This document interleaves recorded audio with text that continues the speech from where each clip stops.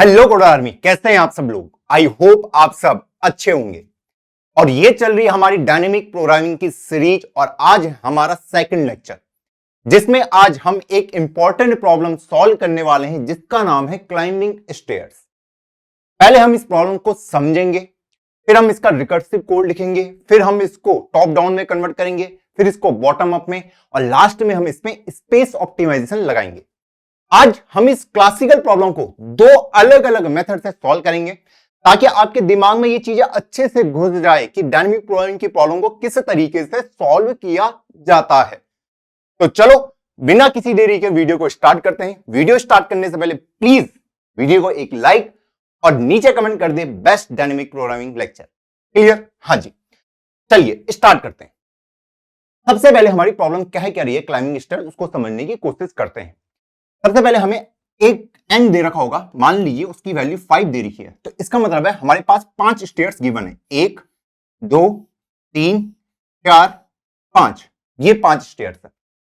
Initially आप bottom पे खड़े हैं यहां पे और आपको टॉप पे पहुंचना है। 1 2 3 4 5, ये कहेगा कि आप टोटल कितने तरीकों से टॉप पे पहुंच सकते हो, और कंडीशन उसने दे रखी है आप एक बार में या तो एक स्टेप ले सकते हैं या आप 2 स्टेप ले सकते हैं। तो बताइए आप टोटल कितने तरीकों से टॉप पे पहुंच सकते हैं। अब एक तरीका है कि मैं पहले एक स्टेप लूं, एक स्टेप लूं, एक स्टेप लूं, एक स्टेप लूं और एक स्टेप लूं, तो मैं टॉप पे पहुंच गया।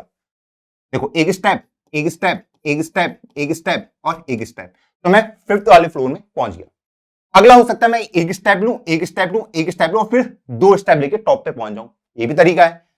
तो मैं वही लिख जाऊं, 1 स्टेप 1 स्टेप 1 स्टेप और 2 स्टेप, ऐसे करके मैं टॉप पे पहुंच सकता हूं।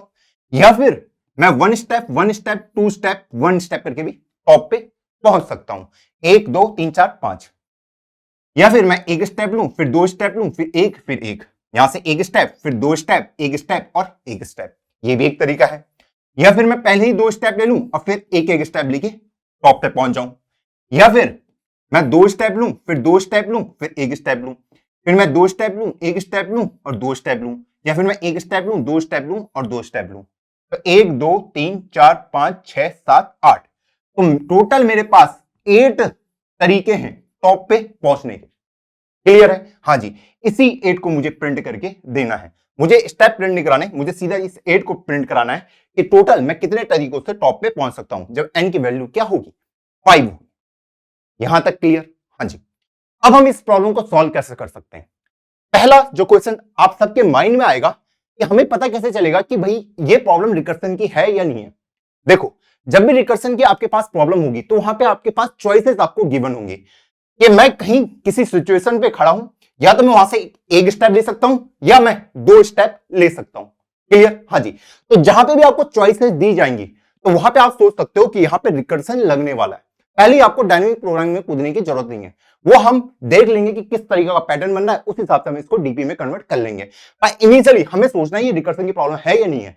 इससे पता चलेगा कि भैया चॉइसेस, या तो मैं 1 स्टेप ले लूं या 2 स्टेप ले लूं। तो इनिशियली आप 0th फ्लोर में हैं, फिर 1 स्टेयर 2 स्टेयर 3 4 और 5। अब इस प्रॉब्लम को सॉल्व कैसे करेंगे। तो इनिशियली मैं कहां पे रहूंगा, बिल्कुल बॉटम पे। मैं कह रहा हूं मैं इस प्रॉब्लम को 2 मेथड से सॉल्व करूंगा। पहले हम फर्स्ट मेथड देख रहे हैं। तो मैं 0th पे हूं, ठीक है, 0th स्टेयर पे। यहां से मैं कितनी चॉइसेस है मेरे पास, या तो मैं एक स्टेप ले लूं या फिर मैं 1 और 2 स्टेप ले लूं। अगर मैं एक स्टेप ले लेता हूं तो मैं कहां पे पहुंचूंगा बताइए, फर्स्ट स्टेयर पे। हाँ जी। और अगर मैं 2 स्टेप ले लेता हूं तो मैं कौन से वाले स्टेयर पे पहुंचूंगा, सेकंड स्टेयर पे। क्लियर है? हाँ जी। फिर अगर अभी मैं फर्स्ट स्टेयर पे हूं, यहां पे मेरे पास 2 चॉइसेस होंगी, या तो मैं एक स्टेप ले लूं। अगर एक स्टेप ले लिया तो मैं सेकंड स्टेयर पे पहुंच जाऊंगा। 2 स्टेप ले लिए तो मैं थर्ड स्टेयर पे पहुंच जाऊंगा। क्लियर? सेकंड स्टेयर से भी मेरे पास 2 चॉइसेस होंगी, एक स्टेप लिया तो थर्ड में, 2 स्टेप लिया तो फोर्थ में। थर्ड से भी 2 चॉइसेस होंगी, एक स्टेप लिया तो फोर्थ में, 2 स्टेप लिए तो फिफ्थ में। थर्ड से फिफ्थ सीधा। फोर्थ से भी 2 चॉइसेस होंगी, एक स्टेप लिया तो फिफ्थ में पहुंच गया, 2 स्टेप लिए तो 6th वाले स्टेयर में पहुंच जाऊंगा। क्लियर? लेकिन मुझे 5th तक पहुंचना है। 6th वाला केस हम इग्नोर करेंगे क्योंकि 6th में मुझे पहुंचना नहीं है ना। हाँ जी, 5th वाले स्टेयर में पहुंचना है। ओके, यहां पे भी मैं 5th वाली स्टेयर पे पहुंच चुका हूं, 4th वाले पे हूं। हाँ जी, 4th से अगर मैं एक स्टेप लूं, फिफ्थ पे पहुंच जाऊंगा, 2 स्टेप लूंगा तो 6 पे पहुंच जाऊंगा। इसको देखने की जरूरत नहीं है क्योंकि 6 स्टेप में जाना मेरा गोल क्या है, 5th स्टेप पे जाना, तो इन वाले केस को मैं लूंगा। अभी रुक जाइए, 3rd पे हूं, 1 स्टेप लिया 4th पे पहुंच गया, 2 स्टेप लिए 5th पे पहुंच गया, वाह 5th स्टेप पे पहुंच गया। 1 स्टेप लिया 5th पे पहुंच गया, 2 स्टेप लिए 6th पे पहुंच गया। इसको देखने की जरूरत नहीं है क्योंकि 6th स्टेप पे नहीं जाना, मेरा गोल क्या है 5th स्टेप का। अब इस सेकंड वाले को देख लेते हैं। अगर 1 स्टेप लिया तो 3rd में, 2 स्टेप लिए तो 4th में, 1 स्टेप लिया तो 4th में, 2 स्टेप लिए 5th में, 1 स्टेप लिया 5th में, 2 स्टेप लिए 6th में, 1 स्टेप लिया 5th में, 2 स्टेप लिए तो 6th में। इस तरीके से। तो अगर आप यहां पे देखोगे कि हमारा पैटर्न किस तरीके से यहां पे क्रिएट हो रहा है, मैं एक तरीका है कि मैं 5th वाले में पहुंच गया हूं क्योंकि 5th वाला मेरा गोल है। 5th 2 हो गए, 3 हो गए, 4 हो गए, 5 हो गए, 6 हो गए, 7 हो गए और 8 हो गए। तो जो हमने पहले मेथड देखा था वही मेथड हमने सिंपल यहां पे अप्लाई किया है। हमने बिल्कुल बेसिक दिमाग लगाया, कुछ नहीं लगाया। मैंने टोटल जितने भी केस पॉसिबल हो सकते हैं वो निकाल दिया कि भैया मैं 0th स्टेप पे हूं, 1 स्टेप लूंगा तो फर्स्ट में जाऊंगा, 2 स्टेप लूंगा तो सेकंड में जाऊंगा, फिर यहां से भी क्लियर। तो उसके बाद मैं देख लूंगा भैया मैं कौन से वाले पहुंच सकता हूं। हाँ जी, जैसे मैं 5th स्टेप पे पहुंच गया तो मुझे पता चल गया एक केस मुझे मिल चुका है, यहां से मैं 5th में पहुंच चुका हूं, एक केस और मिल चुका है, और इस तरीके से अपने आंसर को निकाल सकता हूं। तो अगर आप यहां पे देखोगे 0 से 1 गया 1 स्टेप, 1 से 2 गया 1 स्टेप, 2 से 3 गया 1 स्टेप, 3 से 4 गया 1 स्टेप, 4 से 5 गया 1 स्टेप। एक तरीका ये हो गया। अगला तरीका ये है 1 स्टेप 1 स्टेप 1 स्टेप और 2 स्टेप, 3 से 2। ये देखो मैं इस पे कैसे पहुंचूंगा, 1 स्टेप 1 स्टेप 2 स्टेप 1 स्टेप। मैं इस पे कैसे पहुंचूंगा, 1 स्टेप 2 स्टेप 1 स्टेप और 1 step, sorry 1 step, okay okay 1 step 1 step 2 step. Okay मैंने इस वाले को गलत लिख दिया, इसको सही कर लेते हैं। इसमें कैसे पहुंचूंगा, 1 step 1 step 2 step 1 step 1 step, इस तरीके से। तो इस तरीके से आप सबका निकाल सकते हो कि मैं किस तरीके से टॉप पे पहुंच सकता हूं, क्योंकि लेफ्ट में जा रहा हूं तो 1 स्टेप, राइट में जा रहा हूं तो 2 स्टेप, और इस तरीके से मैं 8 के 8 स्टेप को निकाल सकता हूं। कोई दिक्कत आई नहीं आई। अब इसका हम रिकर्सिव फंक्शन कैसे लिख सकते हैं, बात वो करते हैं। देखो मैं ith फ्लोर पे हूं, fi पे हूं, क्लियर। हाँ जी 0th फ्लोर पे।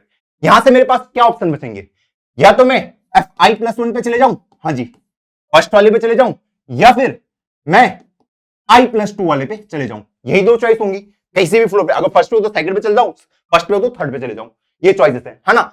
और इनको कर दिया मैंने ऐड, बस इस तरीके से आपकी प्रॉब्लम सॉल्व हो गई।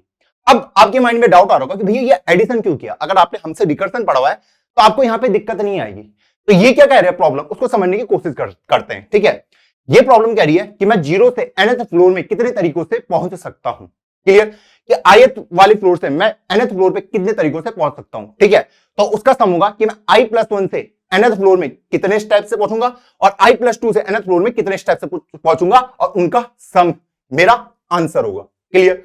दूसरा तरीका अगर आपका समझ नहीं आए कि भैया रिकर्सिव ये लिखा कैसे, बहुत ही सिंपल काम है। आपको क्या करना है, इन 5 का काउंट लेना है, इन 5 का काउंट लेना है। कैसे पता चलेगा इन 5 का काउंट, सिंपल है। हाँ जी, कि मैं प्लस लगा दूंगा कि यहां का सम और यहां का सम, यहां का सम यहां का सम। क्लियर। हाँ जी, तो जब मैं 5 पे पहुंच गया तो मैं रिटर्न 1 करूंगा। 6 पे पहुंचा, 6 पे मुझे नहीं पहुंचना है, मुझे कहां पे पहुंचना है 5th में, तो यहां पे रिटर्न 0, यहां पे रिटर्न 1, यहां पे रिटर्न 1 0 1 0 1 1 0 1 1 0। एक तरीके से आप ऐसे भी समझ सकते हैं कि F5 क्या कह रहा है आपको कि मुझे 5th स्टेयर से 5th स्टेयर पे ही जाना है, तो भाई क्या करना है, मुझे हिलना नहीं है। तो एक तरीका मेरे पास 5th स्टेयर पे पहुंचने का हो गया। हाँ जी, मुझे 6th स्टेयर से 5th स्टेयर पे जाना है, मैं फॉरवर्ड जा सकता हूं, बैकवर्ड नहीं आ सकता, तो इसलिए यहां पे रिटर्न 0 कर रहे हैं कि मैं नहीं जा सकता 6th स्टेयर से 5th स्टेयर, क्योंकि मैं आगे बढ़ रहा हूं, है ना। अब कोई भी तरीका नहीं है। हाँ जी, तो मैं इसी का सम यहां पे करने वाला हूं। तो यहां पे क्या होगा, देखो Fi F0 equal to F1 plus F2। F1 अभी मुझे पता नहीं है, तो F1 equal to F2 plus F3, F2 equal to F3 plus F4, F3 equal to F4 plus F5, F4 equal to F5 plus F6। F5 की value मुझे पता है, बेस केसेस इसकी पता है 0 है, 1 प्लस 0 1 यहां पे आ जाएगा। क्लियर। अब ये ऊपर रिटर्न करेगा 1, यहां से भी 1 मिला, 1 प्लस 1 कितना हो जाएगा, ऊपर रिटर्न 2 करेगा। क्लियर, क्योंकि इन दोनों का सम। ठीक है, थर्ड से 5th फ्लोर पहुंचने के कितने तरीके हैं, तो 2 तरीके हैं मेरे पास। क्लियर। फिर 2 ऊपर आया, ये भी सेम काम करेगा, यहां से 1 प्लस 0 1 यहां पे आया, अब ये रिटर्न 1 कहां होगा, 1 + 0 1, 1 ऊपर रिटर्न हुआ, 2 + 1 कितना हो जाएगा आपका, 3 हो जाएगा, तो 3 ऊपर रिटर्न हो गया। क्लियर, हाँ जी। अब 3 यहां पे आ गया, अब ये इधर को दिखेगा कि भैया इन दोनों का सम, फिर ये इन दोनों का सम, 1 + 0 1, 1 अब 1 कितना हो जाएगा 2, ठीक है, 2 ऊपर रिटर्न होगा, 3 2 5, 5 ऊपर रिटर्न हो गया, इस तरीके से। तो ये 2 कैसा है यहाँ पे F3 से, F3 क्या कह रहा है कि थर्ड स्टेज से फिफ्थ स्टेज पे जाने के कितने तरीके हैं। अगर आप थर्ड स्टेज पे मान लो, ठीक है, आपको फिफ्थ स्टेज पे जाना है, या आपका यहाँ पे थर्ड है, यहाँ पे आपको फिफ्थ में जाना है, तो या तो मैं एक एक स्टेप लेके पहुंच जाऊं या फिर मैं सीधा 2 स्टेप लेके ऊपर पहुंच जाऊं। तो 2 तरीके मेरे पास, वही मैंने किया है, ठीक है। थर्ड स्टेज पे आपको फिफ्थ स्टेज पे जाना है, या तो मैं एक एक स्टेप लेके पहुंच जाऊं, हाँ जी, या डायरेक्ट मैं 2 स्टेप लेके पहुंच जाऊं, इसी तरीके से समझना है। क्लियर, हाँ जी। तो यहाँ पे 5 आ चुका है, अब ये इधर को जाएगा, 2 वाला कैलकुलेट करेगा, मैं नीचे से नीचे पहुंचा, 1 + 0 1, 1 अब 1 2 ऊपर रिटर्न हुआ, ठीक है, 1 का इधर 1 1 प्लस, क्योंकि प्लस हो रहा है यहाँ पे। फिर इधर को आया 1 + 0 1 2 और इधर 1, ये 3 5 इधर से 3 इधर से रिटर्न हुआ है, बाहर आ जाएगा 8। तो टोटल मेरे पास 8 तरीके हैं टॉप पे पहुंचने के, और इस तरीके से हमने अपनी इस सिंपल सी प्रॉब्लम को सॉल्व कर दिया। क्या यहाँ पे कोई भी दिक्कत आई आपको? नहीं। आप खुद सोचिए कि अगर मुझे 0th फ्लोर से nth फ्लोर पे जाना है, क्लियर, हाँ जी, तो मेरे पास टोटल कितने तरीके होंगे? तो मैं बोल सकता हूं कि फर्स्ट फ्लोर से nth फ्लोर पे जाने के टोटल तरीके और सेकंड फ्लोर से nth फ्लोर पे जाने के टोटल तरीके, उनका जो सम होगा वही मेरा F0 के अंदर आएगा, क्योंकि एक स्टेप से मैं फर्स्ट फ्लोर पे जा सकता हूं। अब वहां से जितने भी तरीके होंगे टॉप पे पहुंचने के, वो मुझे पता चल जाएंगे। हाँ जी, 2 स्टेप लेके मैं सेकंड फ्लोर पे पहुंच सकता हूं। हाँ जी, सेकंड फ्लोर से जितने भी तरीके होंगे टॉप पे पहुंचने के, वो भी मेरे पास आ जाएंगे, और उन्हीं का सम तो मेरा आंसर होगा। सिंपल देखो, फर्स्ट फ्लोर से फिफ्थ फ्लोर पे पहुंचने के टोटल तरीके कितने हैं? 5 तरीके हैं मेरे पास। क्लियर। सेकंड फ्लोर से फिफ्थ फ्लोर पे पहुंचने के टोटल कितने तरीके हैं? 3 तरीके हैं। क्लियर। तो इन्हीं का सम तो आ जाएगा मेरे पास 8। क्लियर, हाँ जी। तो अगर आपको इनको निकालना भी हो तो ये कुछ इसी तरीके से निकल सकते हैं। देखो, बहुत ध्यान से समझेंगे, कोई दिक्कत नहीं है। फर्स्ट फ्लोर से nth फ्लोर पे पहुंचने के कितने तरीके? फर्स्ट फ्लोर से फिफ्थ फ्लोर पे, तो 1 1 1 1, ताकि आपकी अंडरस्टैंडिंग बेटर हो। क्लियर, हाँ जी। और फर्स्ट फ्लोर से फिफ्थ फ्लोर पे 1 1 2, फर्स्ट फ्लोर से फिफ्थ फ्लोर में, और मैं कैसे पहुंच सकता हूं? 1 स्टेप 2 स्टेप 1 स्टेप। और कैसे पहुंच सकता हूं? इधर से, यहां से मैं 2 स्टेप लूं, 1 स्टेप 1 स्टेप, फर्स्ट फ्लोर से। क्लियर। यहां से मैं फर्स्ट फ्लोर से फिफ्थ फ्लोर में 2 स्टेप और 2 स्टेप लेके भी पहुंच सकता हूं। क्लियर, हाँ जी। तो ये मेरे पास टोटल कितने तरीके हो गए? 5 तरीके हो गए फर्स्ट फ्लोर से nth फ्लोर पे जाने के। अब F0 क्या कह रहा है कि 1 स्टेप लेके मैं तेरे पास पहुंच जाऊंगा। हाँ जी, तो इसी के जो टोटल स्टेपिंग है वही तो ऐड होंगे। हाँ जी, अगर मैं यहाँ पे एक एक ऐड कर दूं, क्योंकि 0 फ्लोर से मैं फर्स्ट फ्लोर पे आ सकता हूं, एक तरीका मेरे पास, तो 5 तरीके हो गए मेरे पास 0 से फिफ्थ फ्लोर पे आने के, क्योंकि मुझे फर्स्ट फ्लोर से पता है कि कितने तरीके हैं टॉप पे जाने के, 5 तरीके हैं। क्लियर, हाँ जी, यहां से मुझे पता है टॉप पे जाने के कितने तरीके, 5 तरीके हैं। तो उन्हीं पर मुझे क्या करना है? एक स्टेप तो ऐड करना है। यहां से मैं अगर एक स्टेप ले तो इसमें पहुंच जाऊंगा, इसमें पहुंच जाऊंगा, तो मुझे फर्स्ट से पता कि टोटल कितने तरीके? 5 तरीके हैं, तो 5 तरीके इसके साथ ऐड हो गए। क्लियर, जब ये एक स्टेप लेगा। सेम केस करेगा सेकंड के साथ। सेकंड को पता है कि उसको अगर सेकंड फ्लोर से फिफ्थ फ्लोर पे जाना है तो कितने तरीके होंगे? तो 1 1 1, second floor, third fourth fifth. और कौन कौन से तरीके हैं? 1 2, और कितने तरीके हैं? 2 1, 3 तरीके हो गए मेरे पास सेकंड फ्लोर से फिफ्थ फ्लोर पे जाने के। क्लियर, हाँ जी। अब अगर मैं 0 फ्लोर से सीधा सेकंड फ्लोर पे 2 कदम स्टेप लेके पहुंच जाता हूं, 2 स्टेप लेके, ये देखो सेकंड फ्लोर पे पहुंच सकता हूं। हाँ जी, और जब मैं सेकंड फ्लोर पे पहुंच गया तो सेकंड फ्लोर से फिफ्थ फ्लोर जाने के मेरे पास 3 तरीके हैं, तो उन्हीं को तो ऐड करना है। 5 3 8, इस तरीके से मैंने आंसर निकाल दिया। तो इसी तरीके से आपको चीजों को सोचना है। इस टाइप की जो भी प्रॉब्लम होंगी इनको इस तरीके से सोचना। अगर आपने रिकर्सन किया तो आपके लिए रॉकेट साइंस नहीं है। अब हम बात करेंगे कि भैया इसका रिकर्सिव कैसे लिखेंगे, इसका रिकर्सन कैसे लिखेंगे। तो मैं ले लेता हूं एक इंट काउंट, हाँ जी, एक इंटीजर आई ले लूंगा, हाँ जी, एक इंटीजर एन ले लूंगा कि कौन से फ्लोर पे मुझे जाना है। बेस कंडीशन क्या हो जाएगी आपकी, पहले हम उसको देख लेते हैं। तो अगर मेरा आई इक्वल टू एन हो गया तो रिटर्न 1 कर देना, सिंपल है। और अगर मेरा आई ग्रेटर देन एन हो गया तो रिटर्न 0 कर देना।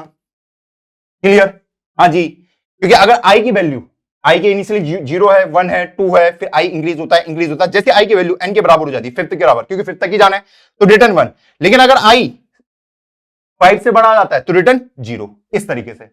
और बाकी मेरे पास अब नॉर्मल मुझे स्टेटमेंट लिखनी है, return F I plus 1 comma N plus F, 2 step लेके भी मैं सेकंड वाले में पहुंच सकता हूं। और इन्हीं का सम मैंने रिटर्न करके दे दिया। तो इस तरीके से हमने इसको रिकर्सन में कन्वर्ट किया। क्लियर है? हाँ जी। अब हम यहाँ पे डायनेमिक प्रोग्रामिंग कैसे सोच सकते हैं? डायनेमिक प्रोग्रामिंग की प्रॉब्लम ये कैसी है? रिकर्सन तो बिल्कुल इजी है। हाँ जी, i+1 और i+2, ith स्टेप से मैं i+1 में जा सकता हूं या फिर i+2 में जा सकता हूं, उन्हीं का सम मुझे रिटर्न करके देना है।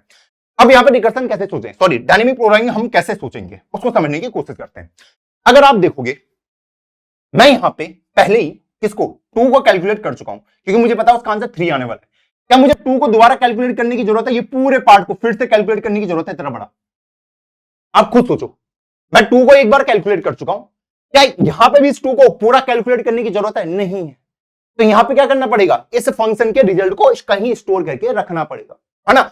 ओवरलैपिंग हो रही है कि f2 मैंने एक बार कैलकुलेट कर लिया, फिर से मैं f2 को कैलकुलेट कर रहा हूं, तो मैं बेवकूफ कहलाऊंगा? नहीं कहलाऊंगा? बिल्कुल। मैं अपनी साइकिल वेस्ट कर रहा हूं? नहीं कर रहा हूं? हाँ जी। तो हमको इसी केस से बचना है। आप खुद देखो, मैं 3 को मैं कैलकुलेट कर चुका हूं और यहां पे मैं फिर से 3 को फिर से कैलकुलेट करूंगा, तो देख रहे हैं आपको ओवरलैपिंग सॉल्यूशन कि एक बार मैं f3 को मैंने सॉल्व करा और फिर से मैं f3 को सॉल्व कर रहा हूं। तो इसी तरीके से आप ओवरलैपिंग ढूंढ रहे हैं, इसी तरीके से। क्लियर है? हाँ जी। तो डीपी से ये कैसे होगा? देखो 0, हाँ जी, मैं यहां से फर्स्ट स्टेयर पे जा सकता हूं, हाँ जी, और सेकंड स्टेयर पे जा सकता हूं। फर्स्ट से मैं सेकंड पे आ सकता हूं और थर्ड पे जा सकता हूं। सेकंड से मैं थर्ड पे आ सकता हूं या मैं फोर्थ पे जा सकता हूं। थर्ड से मैं फोर्थ पे जा सकता हूं, फोर्थ से मैं फिफ्थ पे जा सकता हूं, फोर्थ से मैं फिफ्थ पे जा सकता हूं या फिर मैं सिक्स्थ पे जा सकता हूं। क्लियर? मुझे पता है यहां पे 5 रिटर्न 1 करेगा, 6 रिटर्न 0 करेगा, 1 + 0 1। क्लियर? हाँ जी। फिर इधर को जाएगा, फिफ्थ वाले का मुझे पता है रिटर्न 1 आने वाला है, 1 + 1 2 ऊपर रिटर्न होगा। क्लियर? हाँ जी। अब सेकंड वाला इधर को आएगा 4 को। अब मुझे पता है इस 4 को मुझे दोबारा कैलकुलेट करने की जरूरत नहीं है कि अगर मैं फिर से कैलकुलेट करने गया कि f5 f6, देखो फिर से ये वाला, क्योंकि f4 को मैं ऑलरेडी सॉल्व कर चुका हूं, मुझे पता है f4 का आंसर क्या है? 1 है, तो मैं डायरेक्ट रिटर्न 1 का यहां पे कर सकता हूं। क्लियर? और कैलकुलेट करने की जरूरत नहीं है। 2 और 1 3 ऊपर रिटर्न हो गया, तो f2 की वैल्यू 3 हो गई।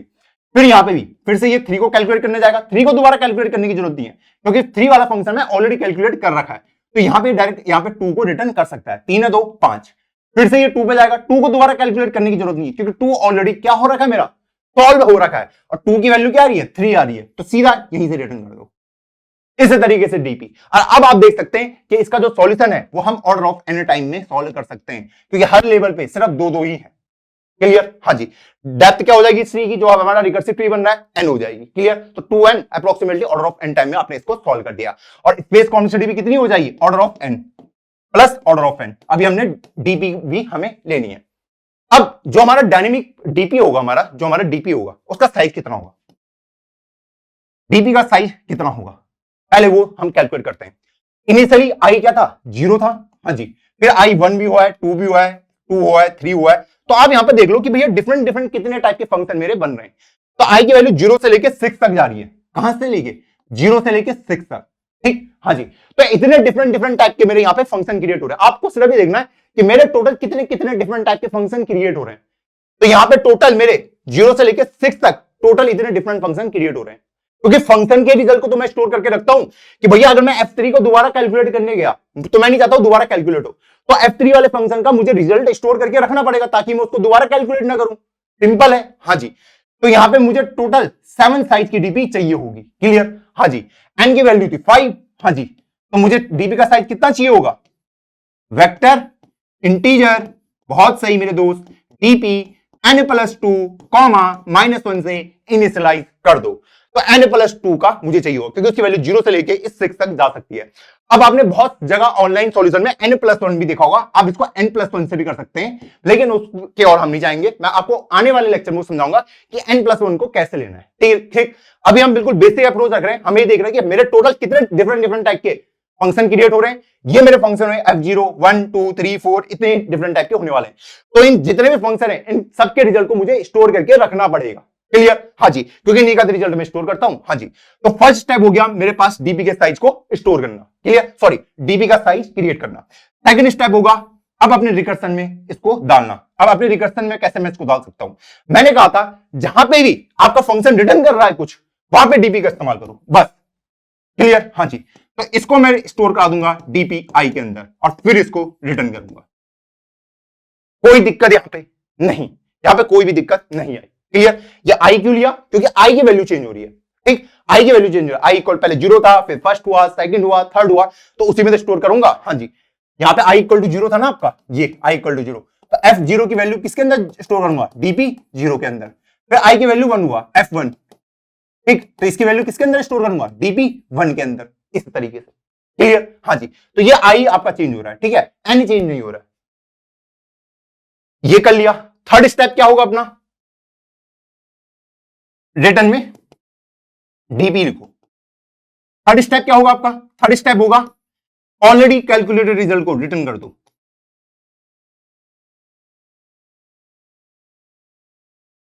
रिटर्न कर दो, तो उसको मैं कैसे देखूंगा? मैं यहां पे सिंपल स्टेटमेंट लिख सकता हूं कि if DP of I not equal to -1 है, तो मतलब वो वाला फंक्शन ऑलरेडी सॉल्व हो रखा है, तो रिटर्न कर दो डीपी का result. As simple as that. बस ये स्टेप मुझे लिखना है। मैं क्या कर रहा था, जब मैं मान लो यहां से यहां आ गया, ठीक है, तो मान लो मुझे इसको, इस प्रॉब्लम को सॉल्व करना है। ठीक है, हाँ जी, मुझे काउंट करना है इसको। ठीक है, क्या ये F2 मैं ऑलरेडी सॉल्व कर चुका हूं? अगर ये ऑलरेडी सॉल्व है तो मतलब DP2 के अंदर जो वैल्यू प्रेजेंट होगी वो नेगेटिव नहीं होगी, नॉट इक्वल टू -1 होगी। ठीक है, और नॉट इक्वल टू -1 है तो उस रिजल्ट को रिटर्न करवा दो। क्लियर? यहां पे देखो, जब मैं सबसे पहले यहां पे आया तो मुझे पता है कि मेरा फंक्शन 2 की वैल्यू अभी सॉल्व नहीं हुई है, तो वहां पे डीपी की वैल्यू -1 होगी, है ना, तो वहां पे कुछ भी रिटर्न नहीं होगा। बस इतने में आपने ये लिख दिया टॉप डाउन अप्रोच को, कि मैं ऊपर से नीचे प्रॉब्लम को सॉल्व कर रहा हूं। यहां पे कोई दिक्कत नहीं। तो चलो बढ़ते हैं किसकी ओर? कोड की ओर। चलिए हम अपनी इस प्रॉब्लम को सॉल्व करते हैं क्लाइंबिंग स्टेयर्स वाली को। ये मुझे n दे रखा है कि कितना स्टेयर है और मुझे आंसर लाके देना है। तो चलो सबसे पहले हम रिटर्न काउंट जो हमारा फंक्शन है उसको कॉल करते हैं। हाँ जी, तो इनिशियली मेरा i होगा 0, हाँ जी, और n मैंने उसके अंदर पास कर दिया। तो सबसे पहले हम रिकर्सिव सॉल्यूशन इसका देख रहे हैं। तो integer count integer i comma integer n, बहुत आसान है। हाँ जी, if i equal to n, तो मतलब मैं nth स्टेयर पे पहुंच गया, तो रिटर्न 1। अगर मैं उससे आगे निकल गया तो भैया 0, रिटर्न 0, सिंपल सा है। नहीं तो रिटर्न काउंट i+1, एक स्टेप आगे बढ़ सकता हूं उससे, हाँ जी, plus count i+2 comma n, इस तरीके से। आई होप ये क्लियर होगा। तो इसको रन करते हैं।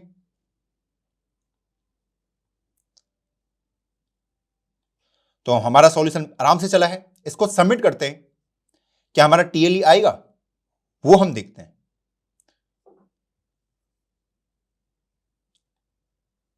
देखिए टाइम लिमिट एक्सीडेड, क्योंकि इसके टाइम कॉम्प्लेक्सिटी अच्छी नहीं है। तो अब मुझे क्या करना पड़ेगा, यहां पे डीपी का सॉल्यूशन बनाना पड़ेगा। तो वेक्टर इंटीजर डीपी, इसका साइज कितना होगा? n+2 कॉमा -1, मतलब अभी इसके अंदर वैल्यूज नहीं है। तो डीपी को मैंने पास कर दिया इस तरीके से, और अब यहां पे भी वेक्टर इंटीजर डीपी लिखना पड़ेगा इस तरीके से। अब जो भी इसका रिजल्ट होगा, सबसे पहले हमारे पास क्या है, डीपी को लिख दिया, हाँ जी। अब डीपी का रिजल्ट स्टोर करना है, तो DP of I equal to जो भी इसका आंसर होगा वो डीपीआई के अंदर आएगा और उसी को मैं रिटर्न करूंगा। और थर्ड स्टेप हमारा क्या होगा कि भैया अगर डीपीआई के अंदर ऑलरेडी रिजल्ट स्टोर है, अगर नॉट इक्वल टू -1 क्या है कि भैया रिजल्ट ऑलरेडी आ रखा है, तो डीपी को ही रिटर्न कर दो। ये 3 स्टेप होंगे। फर्स्ट स्टेप डीपी को बनाना, सेकंड स्टेप हमारा ये है, और थर्ड स्टेप हमारा ये रहा। क्लियर? हाँ जी, डीपी के अंदर क्या स्टोर रिजल्ट हो रहा है, इस फंक्शन का रिजल्ट। क्लियर? यहां पे चेंज क्या हो रहा है, ये सिर्फ ये आई चेंज हो रहा है, ठीक, तो इसलिए यहां पे आई आया है। देखो आई चेंज हो रहा है, आई इक्वल टू आई प्लस हो जा रहा है, आई प्लस 2 हो जा रहा है। एन के अंदर कोई चेंज नहीं आ रहा, एन कांस्टेंट है, ठीक, हाँ जी। तो जो चेंज हो रहा है उसी को हम यहां पे लिखते हैं। क्लियर? हाँ जी, तो आई पहले 0 था, फिर 1 था, 2 था। तो अगर कहीं में भी आपको कंफ्यूजन हो कि यहां पे मुझे क्या लिखना है, आई लिखना है, एन लिखना है, जो चेंज हो रहा है उसको लिखते हैं हम। क्लियर? हाँ जी, और यहां पे डीपी भी पास करनी पड़ेगी। चलिए रन करते हैं, सबमिट करते हैं, और हमारा कोड इजीली सबमिट हो गया। क्लियर? हाँ जी, तो मैंने क्या कहा, डीपी यहां पे अगर आपको कभी भी कमजोर आई लिखना है, एन लिखना है, तो भाई जो चेंज हो रहा है वो लिखना है, ठीक। और मैंने बिल्कुल, अगर आपको बिल्कुल बंद दिमाग से अगर वो सोच रहा है तो आप इस तरीके से सोच सकते हो, ठीक, जो वैल्यू चेंज हो रही है। क्योंकि आई तो चेंज हो रहा है, एन जो कांस्टेंट है, डीपी कांस्टेंट है, तो वो चेंज नहीं हो रहा है, सिर्फ आई चेंज हो रहा है। ठीक, हाँ जी, इस तरीके से। और उससे पीछे का रीजनिंग मैं आपको बोर्ड में समझा चुका हूं कि क्यों यहां पे आई आएगा। क्लियर, हाँ जी। अब हम इसको बॉटम अप में कन्वर्ट करेंगे। तो बॉटम अप में कैसे कन्वर्ट करते हैं? बॉटम अप में कैसे कन्वर्ट करेंगे? तो चलो बोर्ड की ओर चलते हैं और इस कोड को बॉटम अप में कन्वर्ट करने की कोशिश करते हैं। अब हम यहां पे इस प्रॉब्लम का टॉप डाउन अप्रोच समझ चुके हैं। अब इसकी बॉटम अप अप्रोच कैसे होगी? बॉटम अप अप्रोच हमने कहा था यहां पे हम लूप वगैरह का इस्तेमाल करते हैं। तो बॉटम अप अप्रोच के लिए सबसे पहले डीपी हमारे पास होगी, जो प्रीवियस टॉप डाउन में थी वही साइज की हमारे पास डीपी होगी। Second, initialize it with base cases, base case के साथ उसको इनिशियलाइज कर दो। क्लियर, हाँ जी। तो मेरी जो डीपी है इनिशियली कैसे होगी देख लेते हैं। हमारी डीपी का साइज कितना होगा? यहां पे 7 साइज की होगी। तो यहां पे मैं इस डीपी को बना लेता हूं। इस तरीके से मेरी डीपी होगी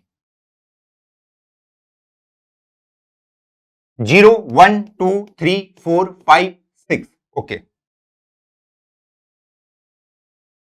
अब मैंने कहा सबसे पहले डीपी को इनिशियलाइज कर दो, किससे? बेस केसेस से। बेस केस क्या है आपके कि जब मेरा 5 और 6 वाली वैल्यू को फिल कर दो। 5 पे क्या वैल्यू फिल करनी है? 1, और 6 पे क्या वैल्यू फिल करनी है? 0। इस तरीके से यहां से भी आप देख सकते हैं कि अगर i इक्वल टू n है तो 1, i ग्रेटर देन n है तो रिटर्न 0। क्लियर, हाँ जी। तो आप यहां पे 1 और यहां पे 0 फिल करोगे। क्लियर है, हाँ जी। अब मुझे रिमेनिंग डीपी को फिल करना है। Third step, fill the remaining DP. इसी को तो फिल करना है मुझे, रिमेनिंग वाली को। हाँ जी, कहां से फिल करना स्टार्ट करूंगा? तो मैंने कहा था कि भैया रिवर्स ऑर्डर फॉलो होगा यहां पे, reverse order of top down,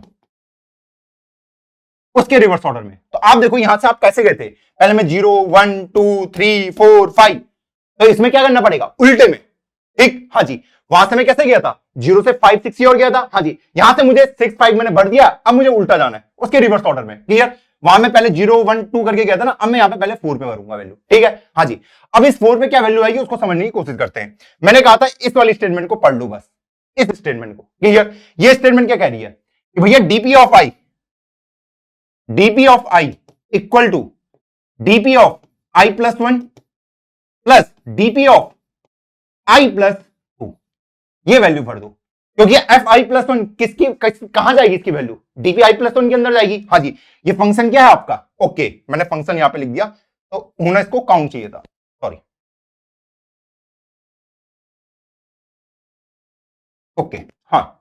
तो यहां पे जो ये फंक्शन है काउंट वाला है ना, तो count I plus 1 comma N, count I plus 2 comma N, इस काउंट की वैल्यू किसके अंदर स्टोर है? इस काउंट आई प्लस 1 की डीपी के अंदर जो स्टोर है। हाँ जी, डीपी आई प्लस 1 के अंदर इसकी होगी, डीपी आई प्लस 2 के अंदर इसकी होगी। तो इसी को मैं यहां पे स्टोर कर दे रहा हूं। सिंपल सा स्टेप है। क्लियर, हाँ जी। अब ये मैंने कर लिया। हाँ जी, वैल्यू कहां से बननी है मुझे? और आई इक्वल टू, यहां से मुझे वैल्यू को फिल आउट करना स्टार्ट करना है। तो I equal to n minus 1 से I should be greater than equal to 0, I minus minus, इस तरीके से वैल्यू यहां पे फिल आउट हो जाएगी कि 4 से लेके 0 तक। 4 क्या है मेरा? n माइनस 1 है। n माइनस 1 से लेके i greater than equal to i minus minus. तो यहां पे वैल्यू फिल आउट करना स्टार्ट करते हैं। यहां पे किसकी वैल्यू सम होगी? इन दोनों का सम। यहां पे क्या होगा? इसके इन दोनों का सम, 1 प्लस 1 2। यहां पे किसकी वैल्यू स्टोर होगी? 2 प्लस 1 3, ये तो है आई प्लस 1 आई प्लस 2। यहां पे किसकी वैल्यू होगी? डीपी 2 और डीपी 3 की, 3 है 2 5। यहां पे किसकी वैल्यू स्टोर होगी? 5 और 3 8, और मैं बाहर आ गया। अब लास्ट में इसको रिटर्न कर दो, रिटर्न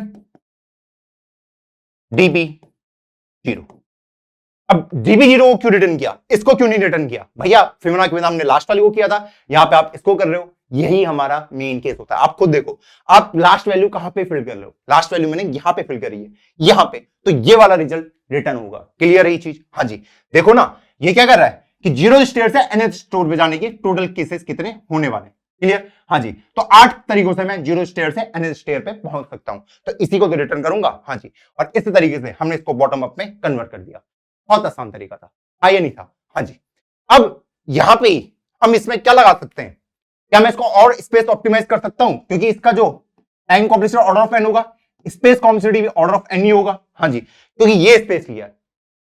क्या मैं इसको और ऑप्टिमाइज कर सकता हूं? तो अगर आप यहां पे ध्यानपूर्वक देखोगे, इसको मैं अगर मिटा दूं, ठीक, हाँ जी, तो यहां पे मुझे कितनी वैल्यू चाहिए? मुझे अगर इसको निकालना है, इसको निकालना है, इस वैल्यू को निकालना है, तो मुझे ये और ये तो चाहिए। हाँ जी, तो मैं इसको मैंने निकाल दिया, इन दोनों का सम है।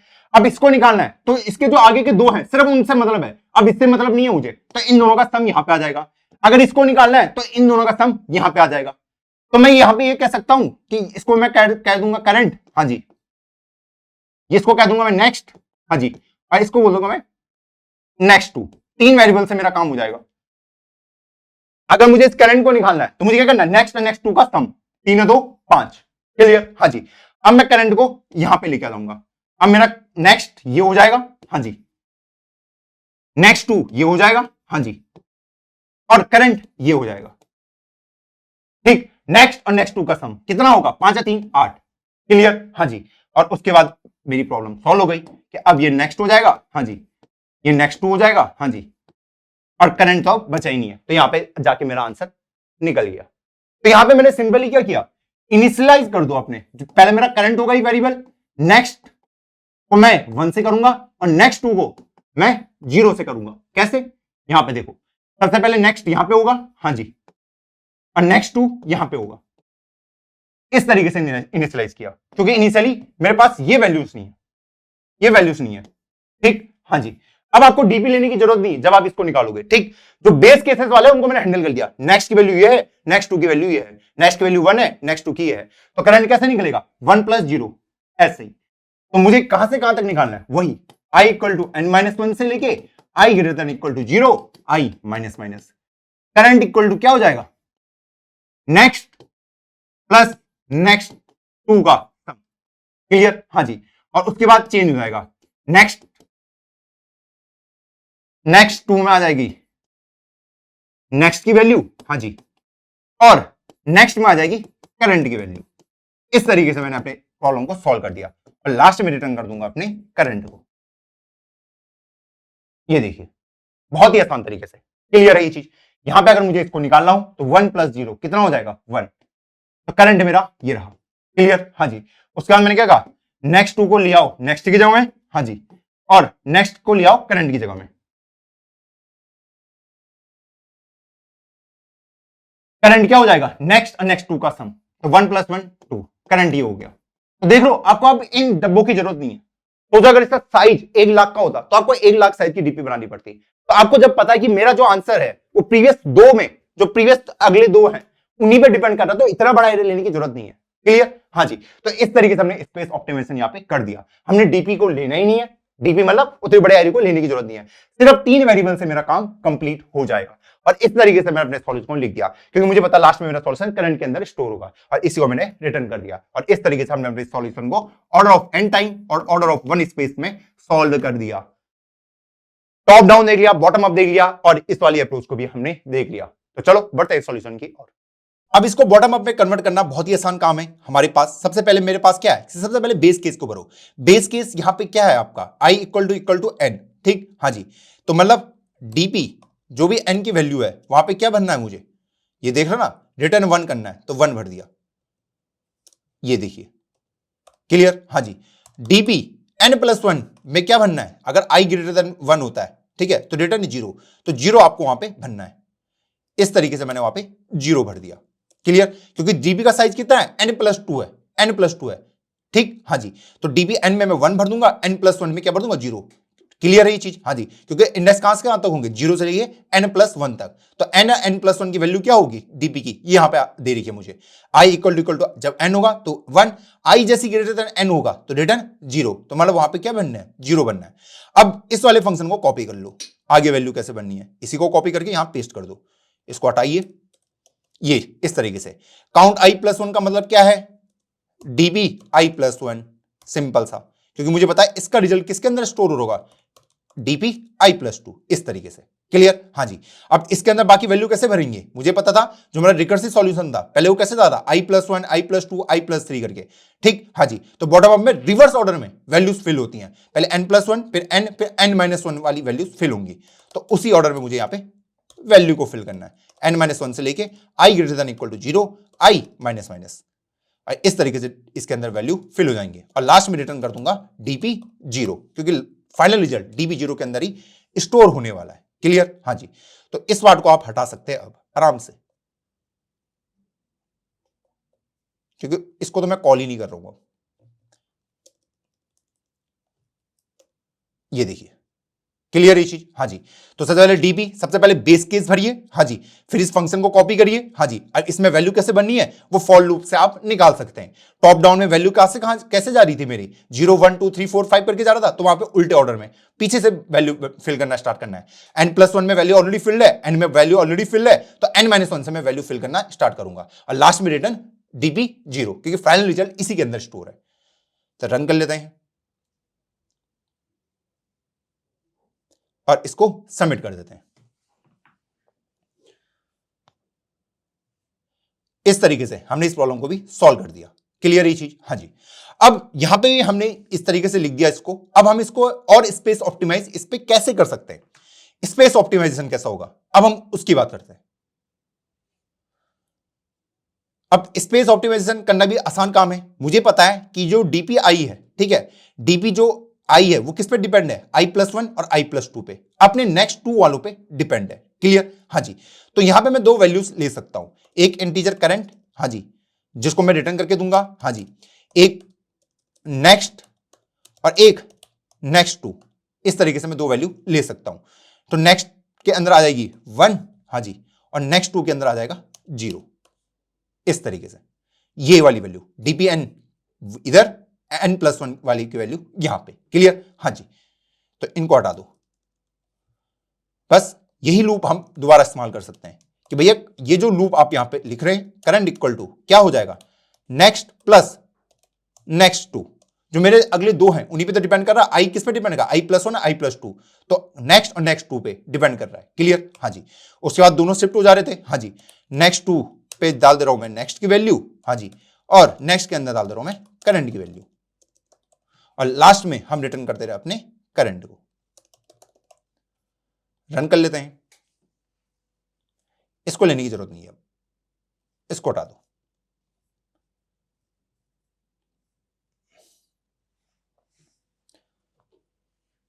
और इसको सबमिट कर दो।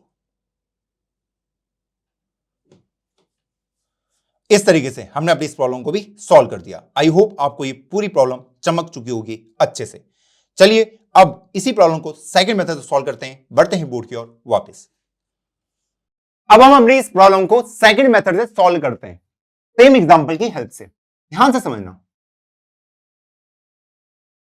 5 है, हाँ जी, इनिशियली आप यहां पे खड़े थे, n=5 है, तो मैं यहां पे क्या कर रहा था, total number of ways to go from 0th stair to 5th stair या फिर nth स्टेयर। ठीक, हाँ जी, ये हमने पहले तरीके से इसको इस तरीके से सॉल्व किया था। मैं इस स्टेटमेंट को उल्टे तरीके से भी लिख सकता हूं, total number of ways to reach 5th stair from 0th stair. उल्टे तरीके से भी लिख सकता हूं मैं इसको। हाँ जी, मैं कह रहा हूं कि मैं टोटल कितने तरीकों से इस 5th वाले स्टेयर पे पहुंच सकता हूं, ये nth स्टेयर पे पहुंच सकता हूं। ठीक, अगर मैं स्टार्ट 0 स्टेयर से करूं। क्लियर? अब आप खुद सोचिए कि मैं इस वाले स्टेयर पे कैसे पहुंचूंगा। या तो यहां से मैं एक स्टेप लूं या फिर मैं यहां से 2 स्टेप लेके पहुंच जाऊं, है ना? हाँ जी। तो अगर मैं इसको ith स्टेयर बोलूं तो मैं इसको ऐसा बोल सकता हूं, fi = i-1 प्लस fi-2। पहले मैं आई को कहां से स्टार्ट कर रहा था, इस वाले केस में आई को मैंने 0 से स्टार्ट किया था, मैं 0 से 1 जा सकता हूं, 0 से 2 जा सकता हूं। यहां पे मैंने आई को 5th से स्टार्ट किया, ठीक है, कि मैं 5th पे कैसे पहुंचाऊंगा, 4th वाले फ्लोर से या फिर 3rd वाले स्टेयर से, 4th वाले स्टेयर से या फिर 3rd वाले स्टेयर से। क्लियर? तो अगर मैं 3rd वाले स्टेयर से 2 स्टेप ले लूं तो मैं 5th वाले स्टेयर पे पहुंच जाऊंगा, और अगर यहां से एक स्टेप ले लूं तो मैं यहां से 5th स्टेयर पे पहुंच जाऊंगा। अब आपके माइंड में एक डाउट आ रहा होगा कि भैया कि अगर मैं 3rd स्टेयर पे हूं तो अगर मैं यहां से एक स्टेप लेके तो पहुंच सकता हूं या फिर मैं 2 स्टेप लेके तो पहुंच सकता हूं, लेकिन आपने तो सिर्फ एक ही बार ऐड किया fi-2 को, 2 बार क्यों नहीं किया? डाउट आना चाहिए ना। हाँ जी, मान लो मैं यहां पे हूं, यहां पे मुझे पता है कि टोटल कितने तरीके मेरे पास इस 4th स्टेयर पे पहुंचने के, अगर मैं स्टार्ट करूं 0th स्टेयर से। ठीक है, तो टोटल देखो इस तरीके से मैं 4th स्टेयर पे पहुंच सकता हूं, हाँ जी, ऐसे करके मैं 4th स्टेयर पे पहुंच सकता हूं अगर मैं स्टार्ट करूं 0th स्टेयर से, ऐसे करके भी पहुंच सकता हूं, और ऐसे करके भी पहुंच सकता हूं। यही मेरे कितने तरीके होंगे, 4 तरीके होंगे फोर्थ स्टेयर पे पहुंचने के। क्लियर? हाँ जी। थर्ड स्टेयर पे पहुंचने के कितने तरीके मेरे पास, अभी वो डाउट क्लियर हो जाएगा। ऐसे करके पहुंच सकता हूं, एक एक एक करके थर्ड स्टेयर पे, या फिर मैं एक दो करके पहुंच सकता हूं, या फिर मैं दो एक करके पहुंच सकता हूं। तो 3 तरीके मेरे पास ये हो गए। क्लियर है? हाँ जी। यहां पे मैंने सारी केस लिख दिए, 1 2 3 4, 1 1 2, एक केस और छूट गया था 2 + 2। ऐसे करके मैं फोर्थ स्टेप पे पहुंच सकता हूं। ये सेकंड वाला मेथड है कि total number of ways to reach fourth step from zero stair. तो ये टोटल मेरे पास 5 तरीके हो गए कि एक एक एक करके मैं पहुंच सकता हूं, एक एक दो करके पहुंच सकता हूं, एक दो एक करके पहुंच सकता हूं, दो एक एक करके पहुंच सकता हूं, और दो दो करके मैं फोर्थ फ्लोर पे पहुंच सकता हूं। सेम मेरा थर्ड वाले स्टेयर का भी होगा कि थर्ड वाले स्टेयर में जीरो स्टेयर से कितने तरीके से पहुंच सकता हूं, 3 तरीकों से पहुंच सकता हूं। क्लियर? हाँ जी। अब आप खुद सोचो, अगर आप फोर्थ स्टेयर पे हो, ठीक है, अगर आप यहां से एक स्टेप ले लेते हो, इसमें अगर आप एक स्टेप ऐड कर लेते हो, तो आप कहां पहुंच गए, फिफ्थ स्टेयर पे पहुंच गए। हाँ जी। तो 5 आपके ये केस ऐड हो गए, 5 ही तो तरीके थे। हाँ जी। और अगर आप यहां से 2 स्टेयर ऐड कर देते हो, 2 स्टेप ऐड कर देते हो, तो आप कहां पे पहुंच जाओगे, फिफ्थ वाली स्टेयर पे। तो 1 2 3 4 5, 1 2 2 2 1 2, ऐसे करके आप फिफ्थ स्टेयर पे पहुंच सकते हो। तो 5 या 3 8। अब आपके माइंड में एक डाउट आ रहा होगा, बहुत ही बढ़िया डाउट है वो क्या है कि भैया मैं थर्ड स्टेयर से एक एक स्टेप करके भी तो पहुंच सकता हूं, यही तरीका थोड़ी ना है। तो अगर मैं एक एक स्टेप करके पहुंचने की कोशिश करूं, तो दो दो वाला तो समझ आ गया। अगर मैं एक एक स्टेप करके करने की कोशिश करूं, पहले एक फिर ये एक, तो मैं कहां पहुंच गया, फिफ्थ वाले स्टेयर पे। क्लियर? तो अगर आप देखोगे ये वाला 5 ऑलरेडी यहां पे ऐड है, एक एक एक एक एक, इसलिए नहीं कह रहा। अगर मैं यहां पे भी 1 + 1 ऐसे कर दूं, 1 2 3 4 और 5, तो आप देखोगे ये वाला केस इसमें ऑलरेडी इंक्लूडेड होगा, क्योंकि ये मेरे को थर्ड स्टेयर पे लेके जा रहा है, +1 मुझे फोर्थ स्टेयर पे लेके जाएगा। तो 1 to 1 देखो यहां पे ऑलरेडी होगा, अब +1, इसलिए हम नहीं कर रहे। क्लियर ये चीज? हाँ जी। तो इस टाइम में कंफ्यूज मत होना कभी भी, ये केस लोग बताते नहीं है, मैंने आपको बोला कि ध्यान देना इसमें, इसी तरीके से इसके ऊपर ध्यान देना, फोकस रखना है। क्लियर? हाँ जी। कि अगर मुझे i स्टेप पे पहुंचना है, ठीक है, तो या तो मैं i-1 से एक स्टेप ले लूं, या फिर i-2 से 2 स्टेप ले लूं, तो मैं टॉप पे पहुंच जाऊंगा। कि जितने भी तरीके होंगे इस फोर्थ स्टेप पे पहुंचने के, जितने भी तरीके होंगे इस थर्ड स्टेप पे पहुंचने के, इन दोनों का समी मेरा क्या होगा, fi होगा, फिफ्थ स्टेयर पे पहुंचने का। क्लियर? मैंने 1 1 क्यों नहीं ऐड किया, कि मैं यहां से ऐसे क्यों नहीं गया कि एक स्टेप करके, क्यों, अगर मैं एक स्टेप करके जाऊंगा तो ऑलरेडी वो ये इसमें इंक्लूडेड है। क्लियर? इसलिए मैं डायरेक्ट यहां से 2 स्टेप ले रहा हूं, तो ये 2 स्टेप वाले आप देखोगे यहां पे कहीं भी इंक्लूडेड नहीं होंगे। एक स्टेप वाला क्यों नहीं ऐड किया, वो अब आपके माइंड में आ गया होगा। अब फ्यूचर में आपको इस टाइप की कहीं भी प्रॉब्लम आएगी, आपको कहीं दिक्कत नहीं होगी। अब देखो इसका सॉल्यूशन कैसे लिखेंगे, देखो यहां पे भी चॉइस है कि अगर मुझे फिफ्थ स्टेप पे पहुंचना है, तो मैं कहां कहां से आ सकता हूं, या तो मैं फोर्थ स्टेयर से पहुंच सकता हूं, या फिर मैं थर्ड स्टेयर से 2 स्टेप लेके पहुंच सकता हूं। उल्टे ऑर्डर में चल रहा हूं मैं, उल्टे। अगर मैं फिफ्थ स्टेयर पे हूं, मैं कैसे आऊंगा यहाँ पे, या तो मैं फोर्थ स्टेयर से आऊंगा, या फिर मैं थर्ड स्टेयर से आऊंगा। सिंपल है। फोर्थ वाले में मैं कहां से आऊंगा, थर्ड स्टेयर से, सेकंड स्टेयर से। थर्ड स्टेयर पे मैं कैसे आऊंगा, सेकंड स्टेयर से या फर्स्ट स्टेयर से, यहां से 2 मैंने कदम। सेकंड स्टेयर पे मैं कैसे आऊंगा, फर्स्ट स्टेयर से, हाँ जी, या फिर मैं जीरो स्टेयर से। क्लियर? हाँ जी। इसके लिए लिख देते हैं, फर्स्ट स्टेयर पे मैं कैसे आऊंगा, या तो मैं जीरो स्टेयर से, या फिर -1। क्या -1 पॉसिबल है, नहीं है। क्लियर? हाँ जी।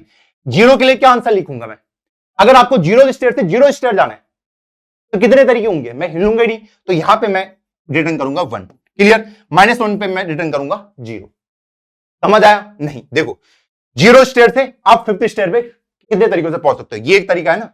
हाँ जी। कि मैंने एक एक स्टेप लिया, एक स्टेप एक स्टेप एक स्टेप एक स्टेप एक स्टेप, इसलिए रिटर्न वन करेगा। क्लियर? हाँ जी। मैं क्या कह रहा हूं, फिफ्थ स्टेयर पे पहुंचने के टोटल कितने तरीके, अगर मैं जीरो स्टेयर से स्टार्ट करता हूं। क्लियर? फोर्थ स्टेयर पे पहुंचने के टोटल कितने तरीके हैं कि अगर मैं स्टार्ट जीरो स्टेयर से करता हूं। थर्ड स्टेयर पे पहुंचने के मेरे पास कितने तरीके, अगर स्टार्ट में जीरो स्टेयर से करता हूं। जीरो स्टेयर पे पहुंचने के मेरे पास कितने तरीके, अगर मैं जीरो स्टेयर से स्टार्ट करता हूं, तो मुझे हिलना ही नहीं है, तो एक तरीका हो गया। हाँ जी। सेम कहानी यहां पे कि मैं -1 वाले स्टेयर से मैं कैसे पहुंच सकता हूं, अगर मैं स्टार्ट जीरो स्टेयर से करूं, नहीं पहुंच सकता कभी भी, तो इसलिए रिटर्न 0। क्लियर है? हाँ जी। ये तो है ही नहीं ना वैलिड। हाँ जी। कि यहां से मैं -1 से 2 स्टेप ले लूं, फिर मैं फर्स्ट स्टेप आ जाऊंगा, नहीं, ये तो पॉसिबल ही नहीं है। क्यों नहीं है पॉसिबल, क्योंकि यहां से मैं स्टार्ट ही नहीं कर सकता, क्योंकि स्टार्टिंग में कहां से कर रहा हूं, जीरो स्टेयर से, इसलिए इसका रिटर्न 1, इसका रिटर्न 0। फिर इसका भी सेम कहानी, 1 -1 1 -1, सॉरी 0। 0 -1। सेम कहानी हम इसके लिए भी सॉल्व कर देंगे। क्लियर? हाँ जी। तो यहां पे मुझे सिंपली क्या करना है, अब आपको यहां पे डीपी दिखना शुरू हो गया होगा, दिख रहा है क्या यहां पे डायनेमिक प्रोग्रामिंग को कुछ सीन? देखो मुझे क्या करना है, एफ आई इक्वल टू, इस आयत स्टेट पे पहुंचने के कितने तरीके हैं, F I plus -1 plus F I -2। ये एफ आई है, इन दोनों का सम, ठीक है, इसका इन दोनों का सम, इन दोनों का सम, इन दोनों का सम, इन दोनों का सम, ये 0 होगा, 1 + 0 1। ठीक, हाँ जी, ये 1 है, 1 + 1 2। सेकंड स्टेट पे पहुंचने के टोटल कितने तरीके होंगे अगर मैं स्टार्ट करूं 0 स्टेट से? तो दो ही तरीके हैं, या तो मैं 0 स्टेट से एक कदम लेके पहुंच जाऊं, या डायरेक्ट 2 कदम लेके सेकंड स्टेट पे पहुंच जाऊं। तो यही दो तरीके हैं। क्लियर? हाँ जी। अब यहां पे देखो, मैंने यहां पे रिवर्स ऑर्डर में स्टार्ट किया है, ये 1 रिटर्न करेगा, ये 0, 1 + 0 1, 2 और 1 3। क्लियर? हाँ जी। सेम कहानी यहां पे। अब क्या मुझे इस वाले पार्ट को दोबारा कैलकुलेट करने की जरूरत है? मैं आपसे पूछ रहा हूं, क्योंकि इस वाले 2 को मैं ऑलरेडी सॉल्व कर चुका हूं यहां पे, तो अब मुझे रिकर्सन को देखने की पूरी तरीके से जरूरत नहीं है। अब मुझे यहां पे दिख रहा है कि सॉल्यूशन ओवरलैप हो रहा है, तो इसको दोबारा कैलकुलेट करने की जरूरत नहीं है ना? हाँ जी। तो हम डायरेक्ट यहां पे रिटर्न 2 कर सकते हैं, क्योंकि मुझे पता है इसकी वैल्यू 2 ही आने वाली, 3 है तो 5। क्या मुझे इस 3 को दोबारा कैलकुलेट करने की जरूरत है ऐसे करके? पूरा नहीं, क्योंकि 3 को मैं ऑलरेडी कैलकुलेट कर चुका हूं। तो यहां पे क्या आ जाएगा, 3 आ जाएगी। तो 5 है 3 8। इस तरीके से मैंने आंसर को निकाला। यहां पे सिंपल ही है, या तो मैं 0 से 1 जाऊं, 1 से 2 जाऊं, 2 से 3 जाऊं, 3 से 4 जाऊं, 4 से 5 जाऊं, या फिर मैं 5th फ्लोर से जाऊं, कि 5th फ्लोर में कैसे आऊंगा, मैं 4th फ्लोर या फिर 3rd फ्लोर से। तो मैंने यहां पे उल्टे ऑर्डर से स्टार्ट किया। क्लियर? मैं उल्टा भी कर सकता हूं। हाँ जी, मुझे 0 से nth फ्लोर पे जाना है, मैं बोला मैं nth फ्लोर पे कैसे पहुंचाऊंगा 0th फ्लोर से। आप कैसे भी सॉल्व कर सकते हो, आप ऐसे भी कर सकते हो फर्स्ट मेथड से, या सेकंड मेथड से भी आप सॉल्व कर सकते हो। आप देखिएगा ऑनलाइन आपको ये वाला मेथड ज्यादा दिखेगा। फर्स्ट मेथड मैंने इसके लिए बताया क्योंकि वो ज्यादा इंट्यूशन है उसमें, उसको हम इजीली समझ सकते हैं। क्लियर? हाँ जी। तो इस तरीके से हमने इस प्रॉब्लम को सॉल्व करा। इसका हम कोड कैसे लिखेंगे, इंटीजर काउंट, इंटीजर एन। देखो यहां पे हमें सिर्फ एक ही आर्गुमेंट पास करने की जरूरत है, ठीक है, या फिर इसको आई भी लिख सकते हैं अगर ज्यादा कंफ्यूजन हो। ठीक, हाँ जी। तो यहां पे मुझे क्या पता है, इफ आई इक्वल टू 0 तो return 1, if I less then 0 return 0। Base cases देखो, बेस केस क्या है, ये है, ठीक है। जब आई इक्वल टू 0 होगा तो रिटर्न 1, आई अगर लेस देन है 0 से तो रिटर्न 0। इस तरीके से। फिर नहीं तो return count I -1 plus count I -2। आप सोच सकते हो इस मेथड को ज्यादा क्यों प्रेफर करते हैं लोग। देखो ये इसलिए करते हैं, आपने देखो यहां पे सिर्फ 2 ही आर्गुमेंट या फिर 2 ही पैरामीटर सिर्फ पास हो रहे हैं, वहां पे पहले वाले केस में 2 हो रहे थे। आप किसी से भी कर सकते हो, जरूरी नहीं इसी से करना है, ठीक, किसी भी मेथड से कर सकते हो। यहां पे देखो, यहां पे 2 हो रहे थे, ठीक, क्योंकि मुझे यहां से पता है कि मैं 0 से nth जा रहा है, तो मुझे एक स्टॉपेज कंडीशन पता होनी चाहिए कि मुझे कहां पे जाके रुकना है, ठीक है, कौन सा nth फ्लोर हो सकता है जहां पे जाके मुझे रुकना है। लेकिन यहां पे मुझे पता है कि मुझे कहां पे रुकना है, वो नंबर फिक्स है कि मुझे 0 वाले पे रुकना है, और आई अगर लेस देन 0 तो उस पर रुकना है। वहां पे फिक्स नहीं था, ये वहां पे n था, तो इसलिए मुझे n को भी पास करना पड़ा। इस केस में नहीं करना पड़ा, इसलिए लोग ज्यादा इस मेथड से इसको सॉल्व करते हैं। क्लियर है ये चीज? हाँ जी। आप किसी भी मेथड से सॉल्व कर सकते हो, आपको बस ये पता नहीं चाहिए कि यहां पे मैंने सिर्फ एक ही क्यों लिखा पैरामीटर, या फिर एक ही आर्गुमेंट क्यों पास कर रहा हूं। क्लियर? हाँ जी। वो देखना ज्यादा जरूरी है। वहां पे क्यों था, क्योंकि वहां पे मुझे बेस कंडीशन nth फ्लोर पे जाके खत्म होती है ना। तो यहां पे लेकिन मुझे पता है कि बाय डिफॉल्ट 0 वाले पे ही ये खत्म होने वाली बेस कंडीशन, या फिर उससे छोटी, इसलिए बाय डिफॉल्ट 0, तो उसको पास करने की जरूरत नहीं थी बस। क्लियर? अब इस प्रॉब्लम को मैं डीबी में कैसे कन्वर्ट कर सकता हूं। अब आप यहां पे खुद देखो कि इस आई की टोटल कितने कितने डिफरेंट टाइप की वैल्यू आई है। इसकी 5 आई है, 4 आई है, 3 आई है, 2 आई है, देखो 1 आई है, 0 आई है, -1 आई है, -1 तक आई है, देख रहे हो? हाँ जी। तो टोटल कितने डिफरेंट टाइप की वैल्यूज आ रहे हैं, टोटल कितने डिफरेंट टाइप के फंक्शन बन रहे हैं, 1 2 3 4 5 6 7। क्या मैं 7 साइज की डीपी ले लूं? नहीं, यहां पे हम जो डीपी का साइज लेंगे वो लेंगे सिर्फ n+1, सिर्फ 6 साइज की। क्यों ऐसा बोल रहा हूं, क्योंकि मुझे पता है कि -1 इंडेक्स नहीं होता है वेक्टर के अंदर, -1 वाला नहीं होता है। अगर मैं डीपी को बनाऊं ना, डीपी को ऐसे 0 1 2 3 4 5, ठीक, 6, तो मुझे पता है इसका आंसर यहां पे स्टोर होगा, 0 वाला जो फंक्शन 0 होगा, फंक्शन 1 का यहां पे होगा, फंक्शन 2 का यहां पे होगा, 3 का यहां पे, 4 का यहां पे, 5 का यहां पे, 6 का। लेकिन इसका कहां स्टोर कराऊं, इस -1 वाले का, इस -1 वाले को कहां स्टोर कराऊं, क्योंकि -1 तो इंडेक्स होता नहीं है कि अगर मैं इतने साइज का बना दूं, क्योंकि मैं डायरेक्ट मैच ही तो करा रहा हूं कि यहां पे जो फंक्शन है ना, इसका रिजल्ट इस db1 पे स्टोर हो। इसका आंसर इस dp2 के अंदर स्टोर हो। यहां पे 3 है, ये फंक्शन जो 3 है इसका थर्ड वाले पे हो, लेकिन इस फंक्शन -1 का कहां होगा? तो मैं चाहता हूं यहां पे कि मैं इस कंडीशन पे पहुंच ही ना, इस वाली कंडीशन पे पहुंच ही ना। मैं ये चाहता हूं, मैं क्या चाह रहा हूं कि मैं इस -1 वाली कंडीशन पे पहुंचू ही ना। तो मुझे अपनी कंडीशन को थोड़ी सी मॉडिफाई करना पड़ेगा। या तो आप मैथ यूज कर लो, मैथ भी यूज कर सकते हो, क्योंकि मैथ में नेगेटिव इंडेक्स भी आप लेके जा सकते हो, फिर आप इसी तरीके से सॉल्व कर सकते हो। या फिर मैं करूं कि मैं इस -1 वाली कंडीशन में कभी जाऊं ही ना। अब वो कब पॉसिबल होगी? वो कब पॉसिबल होगी? तो आप अगर देखोगे कि जब मैं इस फंक्शन 1 पे आ रहा हूं, ठीक है, तो यहीं से मैं फंक्शन इस 0 पे जा रहा हूं और यहां से मैं -1 पे जा रहा हूं। हाँ जी, तो अगर मैं इस 1 वाले का आंसर स्टोर करके रख दूं, मुझे पता है इस 1 का आंसर क्या आने वाला है। जब आई की वैल्यू 1 होगी तो आंसर क्या आएगा? 1 ही आएगा। हाँ जी, total number of ways to reach first stair from 0 stair, एक ही तरीका होगा। तो मैं नहीं चाहता कि मैं यहां जाऊं, इसके आगे जाऊं, ठीक है। तो जैसे ही फंक्शन 1 मिलेगा तो मैं रिटर्न 1 यहीं से कर दूंगा। क्लियर? हाँ जी, जहां जहां भी आपको 1 दिखेगा वहीं से रिटर्न कर जाऊं, क्योंकि अगर मैं वहां से -1 की ओर चला गया तो उसका आंसर रिजल्ट स्टोर करने का मेरे पास कोई तरीका नहीं है। इसीलिए मैंने अपनी बेस कंडीशन को चेंज कर लिया, मैंने अपनी बेस कंडीशन को चेंज कर लिया सिंपल यहां पे। ठीक, हाँ जी, तो यहां पे मैं लिख सकता हूं सिंपल सा इसको बहुत ही आसान तरीके से। अगर मेरा आई लेस देन इक्वल टू 1 होता है तो रिटर्न 1 कर देना। ये दोनों ही केस को हैंडल करेगा। अगर आई 0 हुआ तब भी रिटर्न 1, आई 1 हुआ तब भी रिटर्न 1। इस तरीके से मैंने मॉडिफाई कर दिया।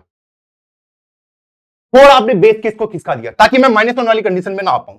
अगर -1 वाली कंडीशन में आ जाओगे तो उसको भी स्टोर करना पड़ेगा, जबकि नेगेटिव इंडेक्स तो होते नहीं है ना। हाँ जी, उसको कैसे स्टोर करूंगा?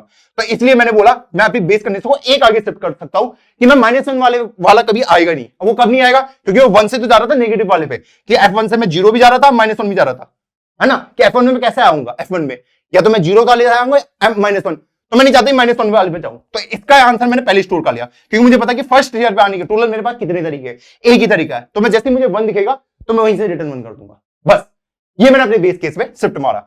अब आप देख सकते हो कि अब मैं अपनी डीपी के साइज को कितना बना सकता हूं मेरे दोस्त? 6 साइज का बना सकता हूं। अब मुझे दिक्कत नहीं है। तो देखो डीपी का साइज कितना हो गया? n+1। सिर्फ किस लिए? क्योंकि नेगेटिव इंडेक्स नहीं चाहिए थे। क्लियर है ये चीज? ये थॉट क्लियर है? हाँ जी, इस टाइप के क्वेश्चन पूछने पड़ेंगे, लोग नहीं बताएंगे ये वाला केस। वो यहीं पे आके बेस कंडीशन को रोक देंगे और सीधा सॉल्व करा देंगे। ये नहीं बताएंगे कि मैं और आगे क्यों नहीं गया। उसके पीछे की रीजन जब तक नहीं जानोगे ना तब तक इंट्यूशन नहीं आएगी मेरे दोस्त। क्लियर? हाँ जी, अब ये यहां तक सॉल्व कर लिया, बहुत सही। तो मैंने ये डीपी ले ली। अब हमारे पास सेम वही काम, इसका जो भी रिजल्ट होगा किसके अंदर स्टोर होगा? डीपीआई के अंदर। और अगला कहां पे चेंज होगा कि अगर डीपीआई नॉट इक्वल टू -1 है मेरे दोस्त तो रिटर्न कर देना क्या? डीपी ऑफ आई, क्योंकि वो फंक्शन ऑलरेडी आंसर लाके दे रखा है। इस तरीके से हमने इस प्रॉब्लम को सॉल्व कर दिया रिवर्स ऑर्डर में, टॉप डाउन अप्रोच से। क्लियर है ये चीज? हाँ जी, और इस वेक्टर इंटीजर डीपी को भी मुझे पास करना पड़ेगा।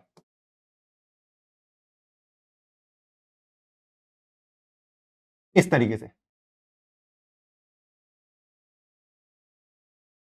i-1 comma DP plus count i-2 comma DP. इस तरीके से प्रॉपर तरीके से आप इसको लिख सकते हो। यहां पे कोई दिक्कत किसी को नहीं, बिल्कुल आसान तरीके से हमने यहां पे मैं सूडो कोड लिख रहा हूं, ठीक है, प्रॉपर वाला कोड नहीं लिख रहा, ठीक है। इस तरीके से हमने इसको सॉल्व कर दिया, क्योंकि डीपी को भी पास करना पड़ता ना। हाँ जी, इस तरीके से सॉल्व कर दिया आराम से, कोई दिक्कत ही नहीं आई। तो आई होप आपको ये मेथड क्लियर होगा। तो चलो बढ़ते हैं इसके इंप्लीमेंटेशन पार्ट पे। अब हम इस प्रॉब्लम को सेकंड मेथड से किस तरीके से सॉल्व कर सकते हैं। मैंने कहा था अभी तक मैं कैसे जा रहा था? 0 से n की ओर जा रहा था, अब मैं n से 0 की ओर भी आ सकता हूं। तो यहां पे सबसे पहले मैं काउंट n को भेज देता हूं और इसी को मैं रिटर्न करूंगा। क्लियर? क्योंकि वो फंक्शन मैंने बना रखा था। तो इंटीजर काउंट इंटीजर n। सबसे पहले मुझे पता है कि मैं अपनी बेस कंडीशन मुझे कहां पे रुकनी है, जैसे n की वैल्यू या तो 0 हो जाए या 1 हो जाए। If n less than equal to 1 है तो भैया रिटर्न कर देना 1 को। क्लियर है ये चीज? हाँ जी। अब उसके बाद नहीं तो return count n-1 plus count n-2। इस तरीके से मैंने इसको लिख दिया। क्लियर है? हाँ जी। फिफ्थ वाले स्टेप में कैसे पहुंच सकता है? या तो फोर्थ स्टेप से या थर्ड स्टेप से। जितने भी तरीके होंगे फोर्थ स्टेप पे पहुंचने के, जितने भी तरीके होंगे थर्ड स्टेप पे पहुंच के, क्योंकि वहां से मैं 2 स्टेप और 1 स्टेप लेके पहुंच सकता हूं, उन्हीं का सम मेरे पास आएगा। इस तरीके से मैंने लिखा। तो इसको रन करते हैं। ये देखिए, अब इसको अगर मैं ऐसे सबमिट करूंगा तो टीएलई आएगा। क्लियर? हाँ जी, तो टीएलई तो मुझे चाहिए नहीं है, तो सबसे पहले मुझे क्या चाहिए, डीपी में इसको कन्वर्ट करना पड़ेगा। वेक्टर इंटीजर डीपी, साइज क्या हो जाएगा n+1, क्योंकि ये जो वैल्यूज हैं, ठीक है, ये जो वैल्यू आप यहां पे पास कर रहे हैं, इसको मैं आई भी ले सकता हूं, इसको आई भी ले सकते हैं हम, ताकि आपको कंफ्यूजन ना रहे। i-1, i-2, चलिए इसको हम ऐसे करके ले लेते हैं।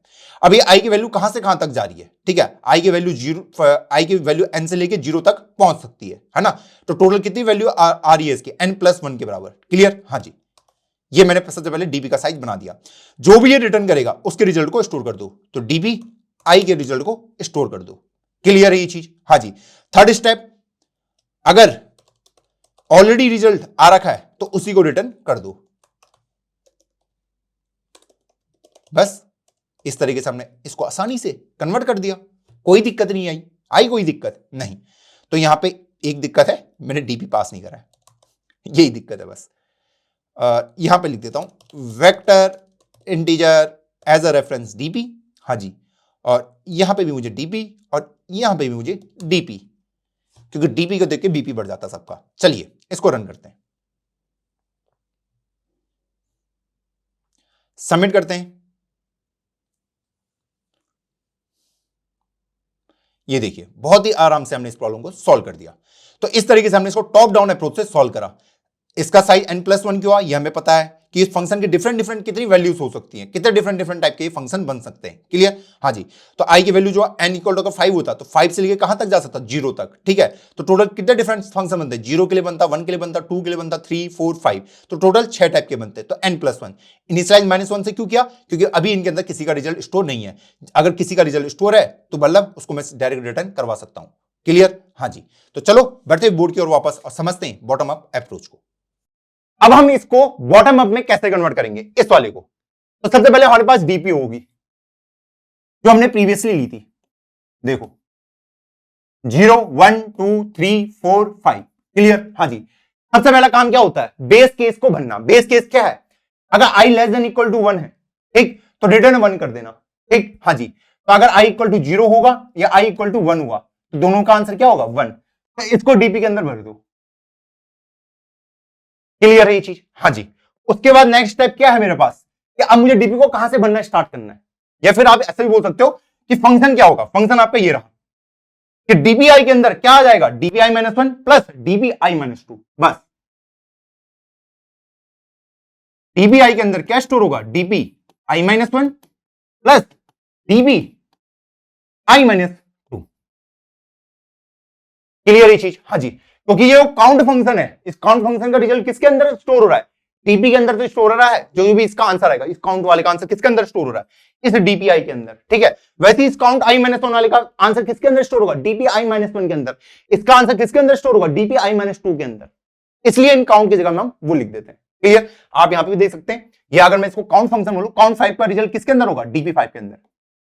काउंट 4 का किसके अंदर होगा, dp4 के अंदर रिजल्ट स्टोर होगा। सिंपल सा है, बस यही करना है। अब इसको भरना कैसे, अब वैल्यू कहां से फिलअप करनी शुरू होगी, यहां से, सेकंड, थर्ड, फोर्थ, फिफ्थ। आप वैसे भी देख सकते हो कि मैंने जो अपने फंक्शन लिखे थे 5 4 3 2 1, ये मैंने टॉप डाउन में फॉलो किया था। बॉटम अप में इसका रिवर्स अप्रोच फॉलो होगा। देखो, फिफ्थ से फोर्थ, फोर्थ से थर्ड, थर्ड से सेकंड, सेकंड से फर्स्ट, तो उसमें क्या होगा, बॉटम अप है, रिवर्स ऑर्डर। ठीक, हाँ जी। तो रिवर्स ऑर्डर कैसे होगा कि मैं 0 1 तो मैंने भर लिया, अब सेकंड बनना है। बस i <= n, i++, ये हो गया आपका सॉल्व। हाँ जी। तो ये क्या कर रहा है, इन दोनों का सम। ये थर्ड क्या कर रहा है, इन दोनों का सम। ये क्या कह रहा है, इन दोनों का सम। ये क्या कह रहा है, इन दोनों का सम। और लास्ट में रिटर्न हो जाओगे आपका क्या, फाइनल रिजल्ट कहां पे स्टोर है आपका, वो देखना बहुत जरूरी है मेरे दोस्त, डीपी एन के अंदर। इसको मैंने रिटर्न कर दिया, एज सिंपल एज दैट। और इस तरीके से हमने स्कोर को कन्वर्ट कर दिया। आसान है या नहीं है? हाँ जी। बॉटम अप पे कन्वर्ट करना, पहले डीबी का साइज ढूंढ लो, हाँ जी, फिर इस फंक्शन को लिख दो, हाँ जी, इसमें वैल्यू कैसे फिल होंगी वो देख लो। अगर 0, वहां से मैंने 5 से 0 पे गया हूं, टॉप से डाउन। अब इसे बॉटम से नीचे से ऊपर जाना है। बॉटम अप क्या कहता है कि आपको नीचे से ऊपर जाना, नीचे से ऊपर की और वैल्यू फिल करनी है। ठीक, हाँ जी। तो मैंने वही अप्रोच फॉलो करी है। अब इसमें स्पेस ऑप्टिमाइजेशन कैसे लगा सकते हैं, टाइम कॉम्प्लेक्सिटी क्या होगी इसकी, ऑर्डर ऑफ एन ही होगी। स्पेस कॉम्प्लेक्सिटी कितनी होगी, order of N. Space optimization कैसे कर सकते हैं हम, कैसे हम इसको ऑर्डर ऑफ 1 पे ला सकते हैं। अब आप खुद देखो कि यहां पे जब मैं किसी वैल्यू को निकाल रहा हूं, ये किस पे डिपेंड कर रही है? सिर्फ इन प्रीवियस दो पे। इसको निकालने के लिए किसकी जरूरत है? सिर्फ इन दोनों वैल्यू की जरूरत है। इसको निकालने के लिए किसकी जरूरत है? सिर्फ इन दोनों की जरूरत है। तो वही मैं यहां पे करने वाला हूं। ये एक ले लूंगा मैं, प्रीवियस टू प्रीवियस। क्लियर? हाँ जी। और करंट इसको ले लेता हूं। तो करंट इक्वल टू क्या होगा? प्रीवियस टू प्लस प्रीवियस का सम। ठीक? हाँ जी। तो इस कोड को छोटा करके ऐसे करके लिख सकते हैं हम। आई इक्वल टू 2 से i less than equal to n, i plus plus current equal to क्या हो जाएगा? Previous plus previous two. यही तो होगा। हाँ जी। तो करंट की वैल्यू अब क्या हो गई? प्रीवियस की वैल्यू 1 थी, इसकी 1 थी, ये 2 हो गई। क्लियर? हाँ जी। उसके बाद प्रीवियस टू यहां पे आ जाएगा, प्रीवियस यहां पे आ जाएगा।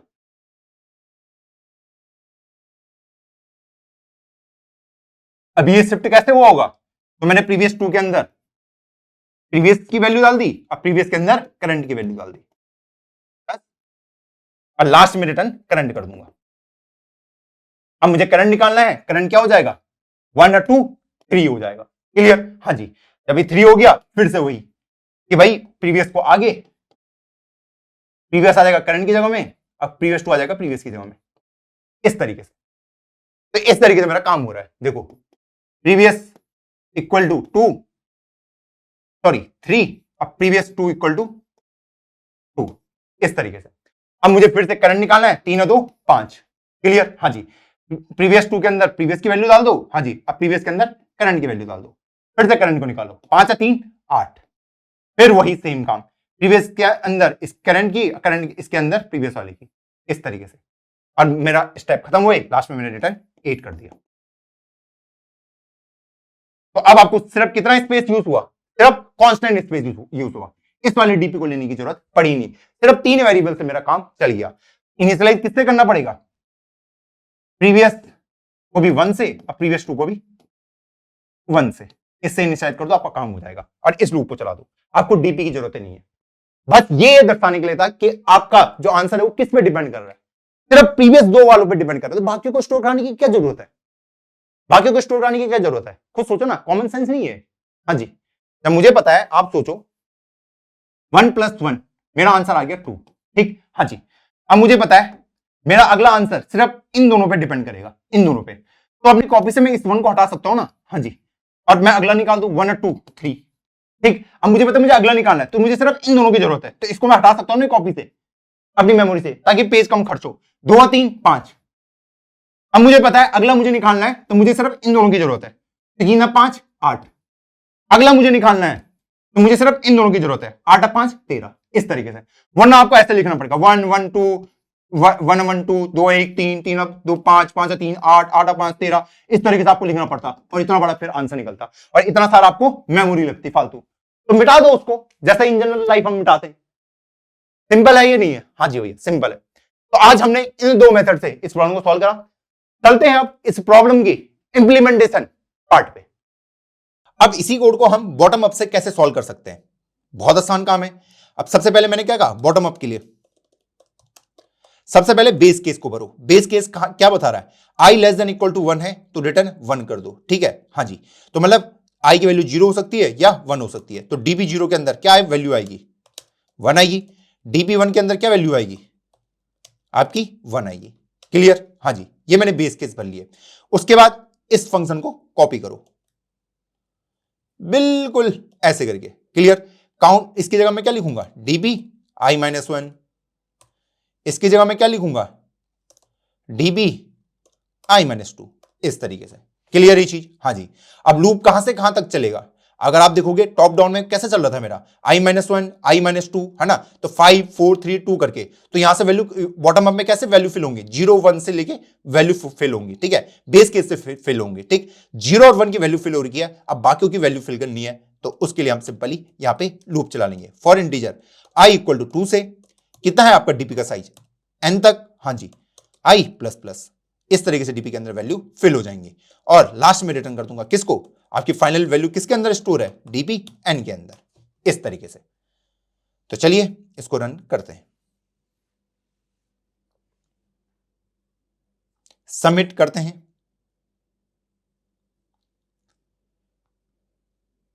और इस तरीके से हमारा कोड इजीली सबमिट हो गया। आई होप आपको ये चीज आराम से सेंस इसने बनाया होगा। अब इसी पे हम इसमें और स्पेस ऑप्टिमाइज कैसे कर सकते हैं। अगर आप यहां पे देखोगे ये डीपीआई है, ये किस पे डिपेंड कर रहा है, अपने प्रीवियस दो वैल्यू पे, i-1 वाले इंडेक्स और i-2 वाले इंडेक्स पे, तो सिर्फ इन्हीं को। तो डीपीआई को मैं क्या लिख सकता हूं, डी करंट, हाँ जी, इंटीजर, ये dpi-1 वाला प्रीवियस, हाँ जी, और उससे पहले वाला प्रीवियस 2, ऐसे करके लिख सकता, नहीं लिख सकता, हाँ जी। प्रीवियस के अंदर किसकी वैल्यू आएगी, 1 की वैल्यू, और प्रीवियस 2 के अंदर किसकी वैल्यू आएगी, 1। क्लियर। प्रीवियस मेरा ये रहा, सॉरी प्रीवियस मेरा ये रहा, और प्रीवियस 2 मेरा ये वाला रहा। ठीक, हाँ जी। ये क्यों रहा, क्योंकि करंट कहां से शुरू होगा, i = 2 से। प्रीवियस कौन सा होगा उसका, dp1 वाला, और उससे प्रीवियस 2 कौन सा होगा, dp0 वाला। क्लियर, हाँ जी। करंट कौन सा होगा, ये अगर मैं इसको करंट बोलूं, अगर मुझे करंट को कैलकुलेट करना है, इसको ऐसे लिख सकते हैं हम, अगर मुझे करंट को कैलकुलेट करना है तो उसके लिए मुझे किसकी वैल्यू चाहिए, प्रीवियस प्लस प्रीवियस 2 की। क्लियर। तो प्रीवियस के अंदर किसकी वैल्यू, ये dp1 की, और प्रीवियस 2 के अंदर dp0 की। ठीक, हाँ जी। तो ये वैल्यू मैंने इसको ऐसे करके इनिशियलाइज किया है, तो इसको हटा दीजिए, स्पेस ऑप्टिमाइजेशन लगा रहे हैं, इसको भी हटा दीजिए, इसकी भी जरूरत नहीं है। और किस किस को हटा सकते हैं हम, हाँ जी, ये मैंने कर लिया, और इसकी भी अब मुझे जरूरत नहीं है। क्लियर, हाँ जी। तो उसके बाद सिंपल मेरे पास स्टेप क्या है कि भाई प्रीवियस 2 के अंदर प्रीवियस की वैल्यू, अब आगे बढ़ जाएंगी सारी वैल्यू, अब प्रीवियस के अंदर करंट की वैल्यू, और लास्ट में रिटर्न कर दूंगा अपने करंट को। रन करते हैं अपने कोड को, इसको भी हम हटा सकते हैं, इसकी भी अब जरूरत नहीं है, सिर्फ इतने में काम हो जाएगा। ये लास्ट स्टेप क्या है मेरा, स्पेस ऑप्टिमाइजेशन का, इसको सबमिट कर देते हैं। ओह, यहां पे हमारा एक रॉन्ग आंसर आ रहा है, आउटपुट आ रहा है n = 1 पे, आउटपुट मेरा ये आ रहा है। तो इसमें क्या गड़बड़ हुई है, पहले उसको समझने की कोशिश करते हैं।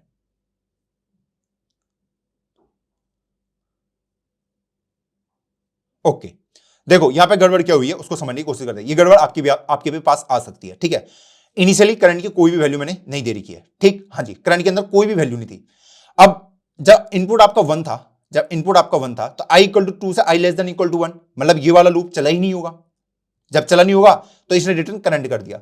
अब करंट के अंदर तो कुछ भी वैल्यू नहीं पड़ी थी, मतलब बाय डिफॉल्ट ये वैल्यू पड़ी तो वही रिटर्न हो गई। तो आप यहां पे ये लिख सकते हैं कि करंट के अंदर बाय डिफॉल्ट हम 1 लिख देते हैं, सिंपल सा।